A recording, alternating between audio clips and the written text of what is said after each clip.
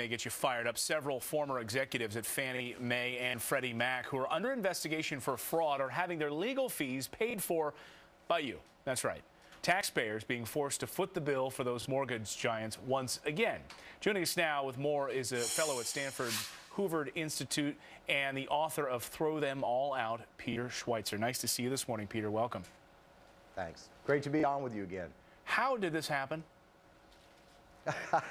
Well, you know, it's the way they set up the system. The system is set up so it's the gift that keeps giving as far as Washington insiders are concerned.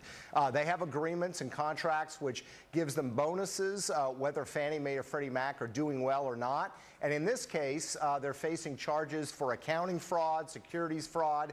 They literally are having their legal bills paid. And the estimate is that the tab so far is approximately $200 million so far, just in legal bills alone. And it's probably going to get a lot larger than that. And just to refresh some people's memory on this, take a look at your screen here. We'll put this up. This is the total cost to taxpayers since 2008.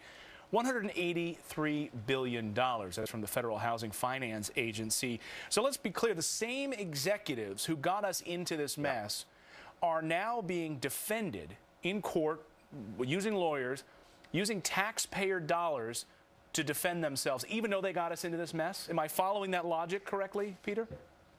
Yeah, that's exactly right. I mean, they win on all accounts. Think about this for a second.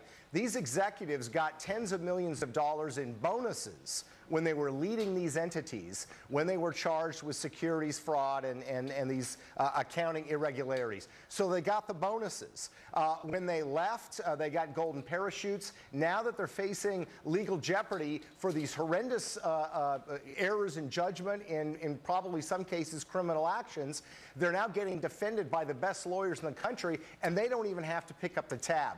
This shows you, I think, the problem when you have something like these government-backed entities like Fannie Mae and Freddie Mac. There's really no accountability because the people that are making the decisions don't have any skin in the game. They're able to use taxpayer money and milk it and use it to the extent that's for their benefit. And I think it's a lesson that we need to learn in the future when we look at these entities and any other ideas that people in Washington might have about this kind of arrangement. And even more specifically, we just ran through a laundry list of pictures there of these individuals from Fannie and Freddie, but the former head, I'm just going to single one of them out because I think this is fascinating, Franklin Raines, he was paid, he's a former CEO, he was paid millions of dollars in stock options and everything else. So he walks away with a huge, huge wallet, and yet the taxpayers are having to pay for his legal defense, even though he has millions of dollars fraudulently, mind you.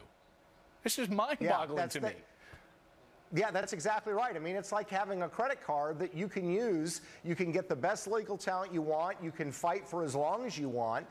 That's not an option that most business executives or private businessmen out in the country would have. They don't have the federal government picking up the tab. It's outrageous, and a lot of the wealth that people like Franklin Raines and other executives obtained partly came during this period up until, say, 2004, when Fannie and Freddie were found to be radically overstating their earnings because of accounting irregularities. So it's just absolutely ridiculous.